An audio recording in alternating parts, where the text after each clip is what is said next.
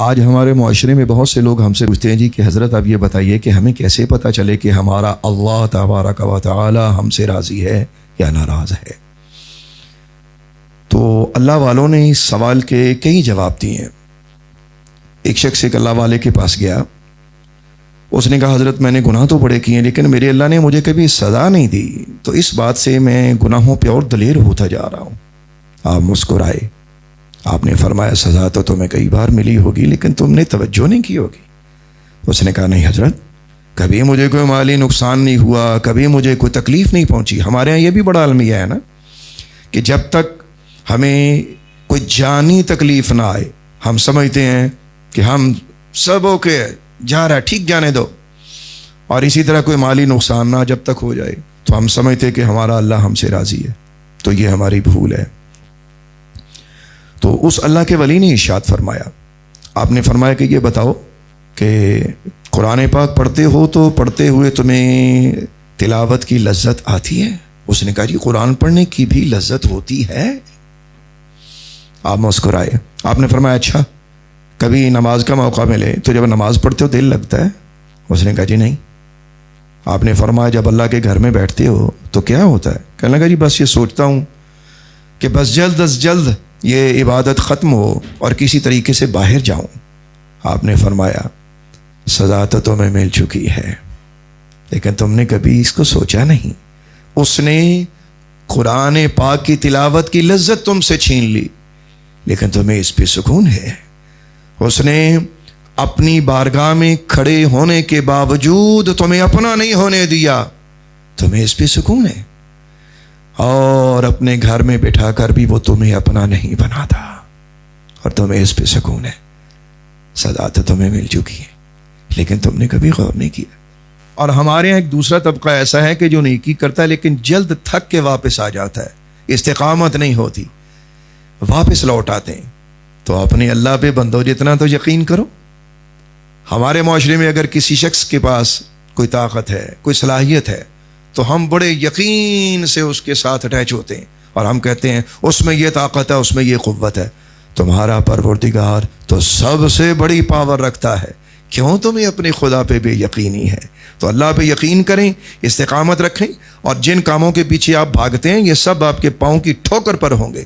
اور یہ بھی یاد رہے کہ جنت کا حصول کو اتنا آسان بھی نہیں ہے۔ آج یہ بھی ایک بہت بڑا ٹاپک چلتا ہے کہ جی آپ یہ کر لیں تو جنت ملے گی، یہ کر لیں تو جنت ملے گی۔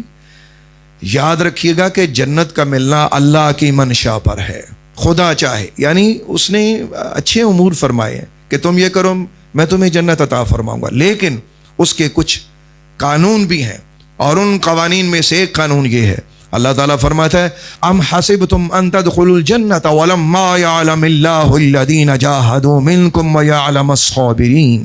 کیا تم گمان کرتے ہو کہ تمہیں جنت مل جائے گی، تم جنت میں داخل ہو جاؤ گے؟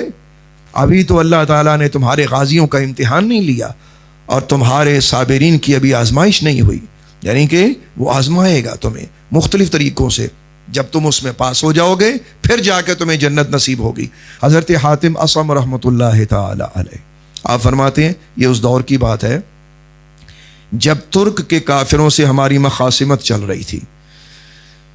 تو آپ فرماتے ہیں میں نے کوئی باضابطہ جنگ تو نہیں سیکھی تھی، ہلکے پھلکے کوئی آلات حرب میں استعمال کر لیتا تھا، لیکن میں باقاعدہ کوئی تیار سپاہی نہیں تھا۔ تو آپ فرماتے ہیں کہ مجھے کسی نے کہا کہ جب تم جایا کرو تو اپنے ساتھ کوئی اپنی حفاظت کے لیے کوئی آلہ رکھ لیا کرو۔ آپ فرماتے ہیں میں نے ایک خنجر اپنی کمر کے ساتھ باندھ لیا، میں اپنے گھوڑے پہ سوار ہو کے وہاں سے نکلا، راستے میں ایک جنگل آتا تھا، تو مجھے کسی نے کہا کہ یہاں دشمنوں کے سپاہی کثرت سے موجود ہوتے ہیں خیال سے۔ آپ فرماتے ہیں میں اس جنگل سے گزرا، جیسے میں گھاٹی میں اترا تو میرے سامنے ایک سپاہی آیا، اس نے دور سے ایسا تیر چلایا کہ وہ تیر میرا بازو چھیدتا ہوا میرے پاس سے گزر گیا، مجھے معمولی زخم آیا، میں گھوڑے سے نیچے گر گیا۔ جیسے ہی میں گھوڑے سے نیچے گرا وہ میرے اوپر سوار ہوا، اس نے سب سے پہلا کام تو یہ کیا کہ اس نے میری داڑھی نوچی، اللہ اکبر۔ اس کے بعد اس نے میرے منہ پہ تماچے مارے اور اپنا خنجر نکال کر کہنے لگا کہ اب تو تیری موت قریب ہے، اب تجھے کون بچائے گا۔ آپ فرماتے ہیں کہ کہ مجھے جب بھی کوئی مشکل آتی نا تو میں اپنے اللہ کی طرف متوجہ ہوتا۔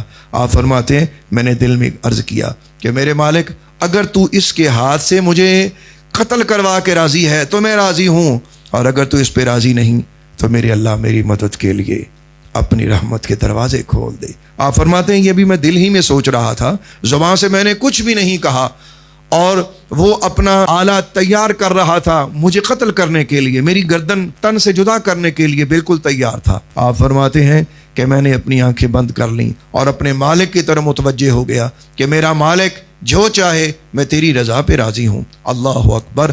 اللہ تبارک و تعالیٰ پہ اتنا بڑا توکل، اور اس کا نتیجہ بھی کیا ہوا آپ سنیے۔ آپ فرماتے ہیں کہ اچانک ایک سائیڈ سے ایک تیر آیا، اور وہ تیر سیدھا اس دشمن کے حلق پہ لگا اور وہ گر گیا۔ جیسے وہ گرا تو میں نے اسی کی تلوار اٹھائی اور اسی کی تلوار سے اس کا سر تن سے جدا کر دیا۔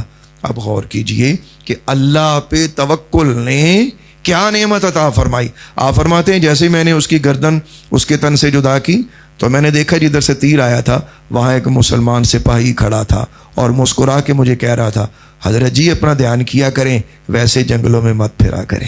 تو میرے بھائیو اللہ پہ توکل کرنا سیکھیں۔ اللہ تبارک و تعالیٰ کے ساتھ جو لوگ جڑ جاتے ہیں اللہ ان کا حامی و ناصر ہوتا ہے۔